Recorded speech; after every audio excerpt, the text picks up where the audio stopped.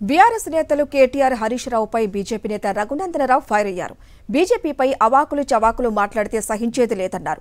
వ్యక్తులు అనుకుంటే పార్టీలు ఖతం కావని బీఆర్ఎస్ను ఖతం చేయడానికి వేరొకరితో చేతులు కలపాల్సిన అవసరం లేదన్నారు.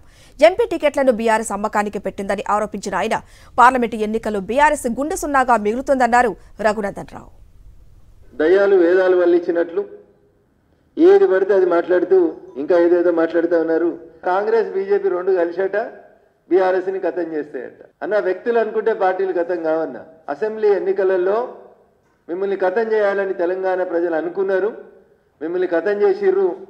మీ నాయన రవీంద్ర భారతిలో ఏదో పేపర్లను టీవీలని 5 కిలోమీటర్ల లోపల బొంద పెడతామని చెప్పింది కదా. అట్లా తెలంగాణ సమాజం మిమ్మల్ని అసెంబ్లీ ఎన్నికలలో బొంద పెట్టింది.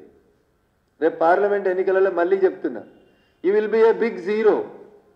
మీరు ఎవరితో పొత్తు పెట్టుకుందామని ప్రయత్నం చేసినా మీకోసం ఎవరు తలుపులు తీయరు. భారతీయ జనతా పార్టీ పొరపాటున కూడా మీ ఛాయల్ని దగ్గరికి రానియదు.